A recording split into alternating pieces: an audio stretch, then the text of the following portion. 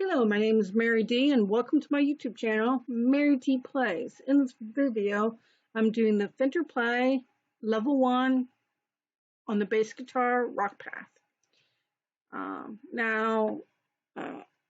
In checking out on what courses I need to do, I noticed that Fender Play has updated course 1, which I already completed, but they've made some updates to the lessons. And then, of course, when they make an update, they mark that I haven't completed it. For example, here's an example of a course number 2, which I've completed. If you see, it's fully completed, while course 1 is now marked not completed. So I'm going back through, and it's kind of like a refresher. Not to mention, I'm curious to see what updates they have done. All right, so course 1. Now, I'm not going to do the first lesson called Get Set Up, because nothing was changed there. But I'm going to do all the lessons afterwards, by the looks of it. All right, let's do this.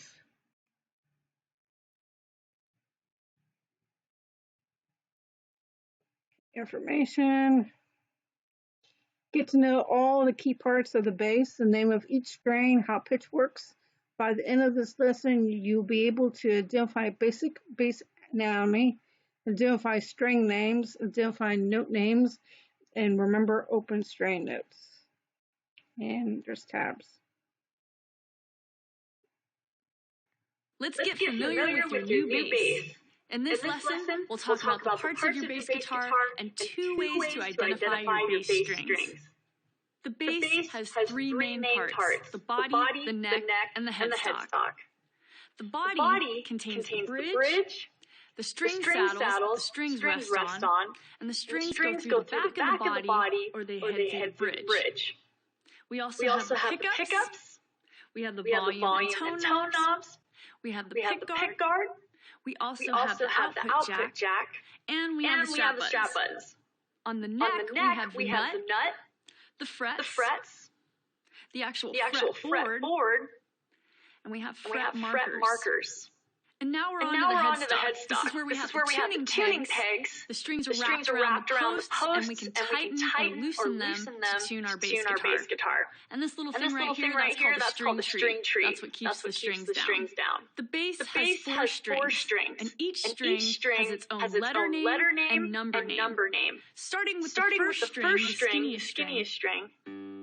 That's the first string, and it's also known as G.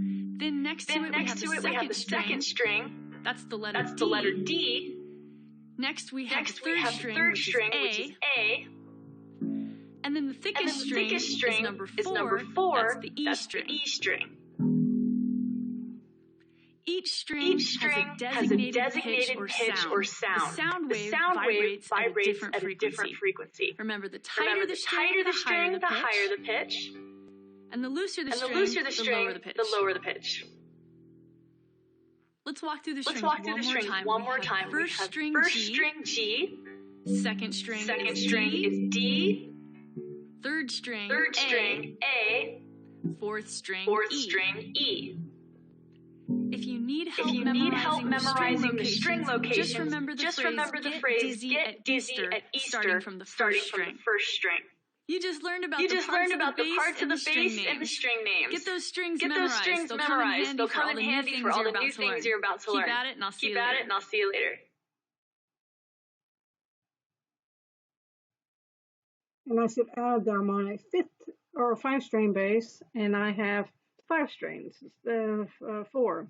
The 5th string is the B string. All right. Lesson, bass electronic. Oh, and when it regards to that lesson, I didn't notice any changes, so I'm kind of lost on why they claim that's an update.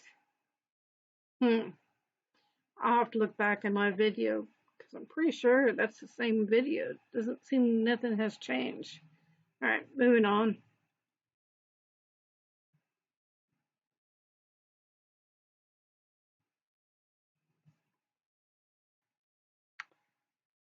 Okay, so this is called Basic Electronics, Knobs, and Pickups. Learn how your bass makes sounds, or how your bass makes sound, and what parts of the instrument help to create and change that sound. By the end of the lesson, you will learn to identify the components that create sound in a bass, identify how to use the volume control, identify how to adjust the tone control, identify what pickups are and how they work.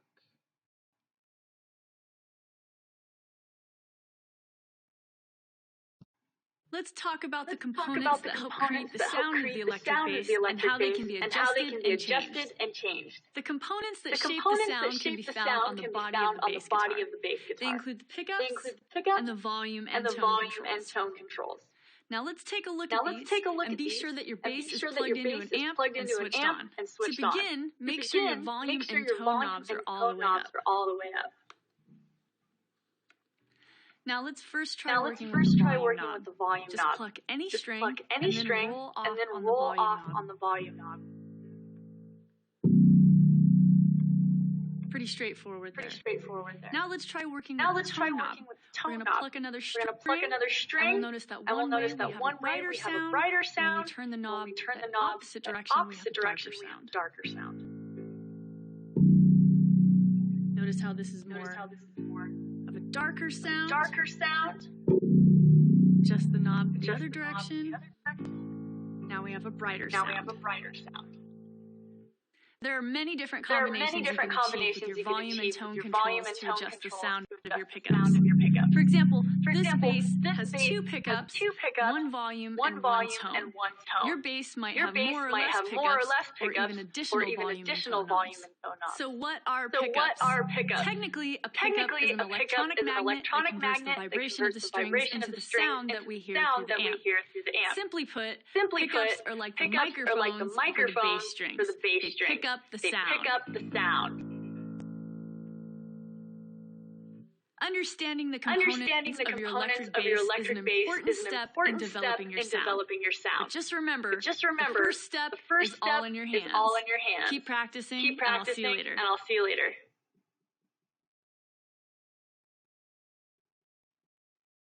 Again, just like the previous video, I don't notice any updates. It seems like to be the same video. So I don't know. I'm confused. Okay, next lesson, tune up.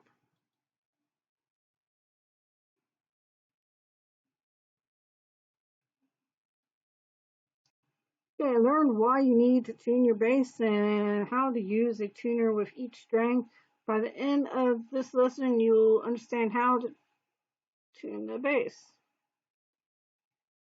So why do we need to tune the bass? Well, first off, we can't. Well, first off, we need to do a refresh of the browser because Fender Play has decided to skip the video. It's jerky. It sometimes happens.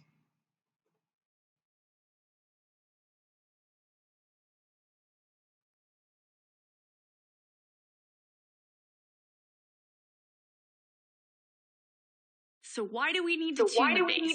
Well, first off, we can't play a song correctly unless we're in tune. Tuners can shift out of place. The wood of our instrument can be affected by temperature and humidity changes. Bottom line is, your tuning has to be checked often. The bass has four strings, number 1 through 4. Here's string number 1, string number 2, string number 3, and string number 4. Each string is attached to a tuning peg. To find out which string is attached to which peg, follow the string along to the headstock and see where it ends. Many bass guitars have all the tuning pegs on the same side. Let's talk about strings and pitch. The thicker the string, the lower the pitch. The thinner the string, the higher the pitch. Each string needs to be tuned to a certain note, and each note has a name. The first string is G. The second string is tuned to the note D. Third string is A. And the fourth string is E. Remember the phrase, get dizzy at Easter to help you memorize the order. Now let's tune. We'll use the Fender Tune app, and first we'll check the E string. You can change the pitch of a string by turning the tuning peg. To raise the pitch, turn the tuning peg away from you. This will tighten the string.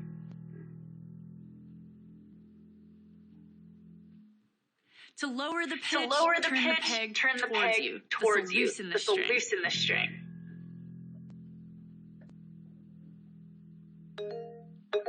It's a good idea to let your note ring out and let it sustain as you make your tuning adjustment. We need that tuner to pick up the frequency of the string so you can tune properly. Also, make sure you double check yourself by using your ear. Make sure you're really listening to the note. Make sure you're moving in the right direction. And one more thing. Tuning up to the note will help you stay in tune better. So if your note is too high, you need to go below pitch on purpose and then tune back up to the note. So now let's move on to the A string. Looks like it's a little low, so I need to raise the pitch. Turn it away from me. All set. Onto the D string now. This time I'm a little too high, so I'm going to intentionally go below pitch and then tune up to the note so it'll stay in tune better.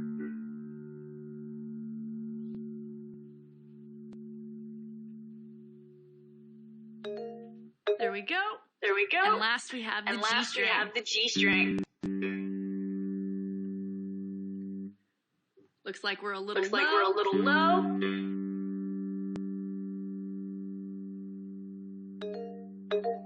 This is just one way to help you get started with tuning your bass. Some other ways to tune include using Fender Online, a Fender clip-on tuner, or some bass guitars even feature a built-in tuner. As you progress, you'll even be able to tune by ear.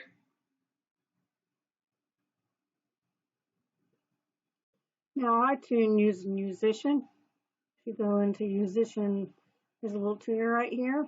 But I don't just rely on Musician. I also use a clip-on. Combination of two is how I tune my bass. Now I have a 5-string bass. If you want to know how I tune my 5-string bass, look at the E string and then go down to the 5th fret. And that's how I tune the B string. And then, of course, the E, that's the regular E string. And then there's A, and then D, and G. And as I said, I also use it in conjunction with a clip-on tuner. Combination of two is how I tune my bass as well as how I tune my guitar. Right, moving along. Now, have I noticed any changes there? I'm not quite sure. With the tune-up, I'm not quite sure if that's the same video. Again, I have to look back at the old recordings and see. All right, next lesson is getting plugged in.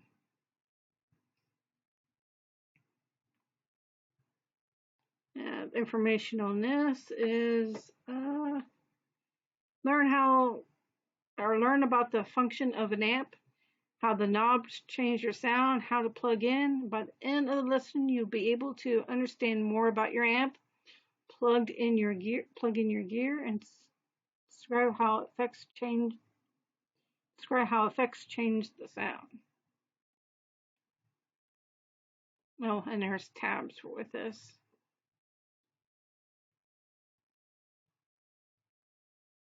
Let's talk about the amplifier. We're going to cover why we use it and how to plug in gear.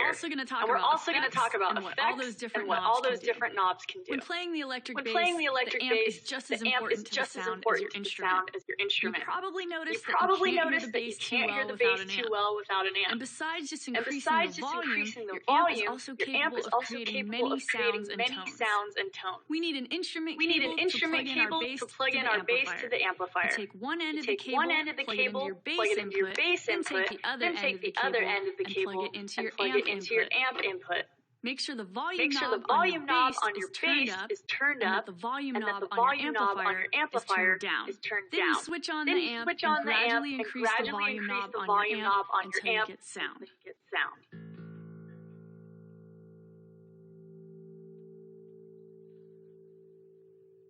One of the most fun things about the electric bass is the variety of sounds that you can create. Many people use effects pedals, but there are a lot of amps that come with built-in effects, such as reverb, distortion, and delay. They're available at the touch of a button or the turn of a knob. For example, here's a clean tone. And here's what our bass sounds like with some distortion.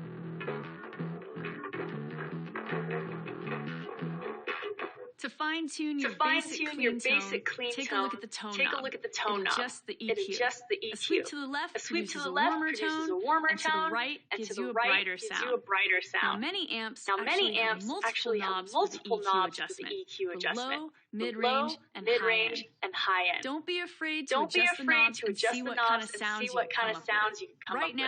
Right now, I have the tone knobs all set at 12 o'clock. Here's what it sounds like with the treble and bass knobs cranked.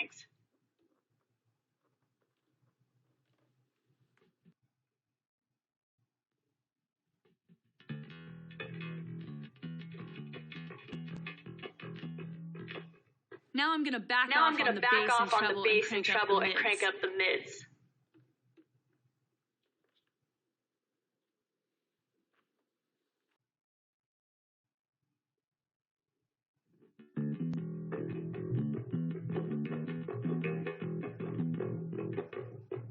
Understanding how to use your amp is important to developing your sound. Plug in and play often.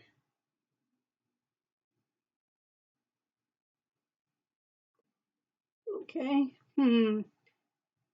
Again, I haven't noticed any change. I'm lost now. There was changes definitely with the guitar and acoustic guitar, but the bass, course one, I don't know. All right, let's see. Example riff.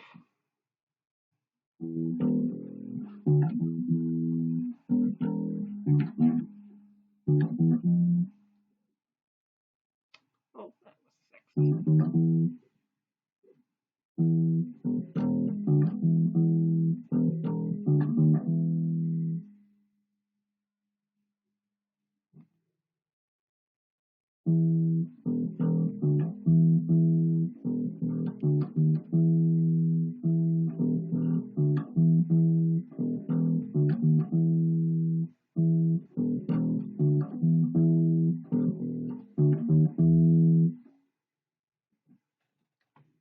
Moving on to the next course.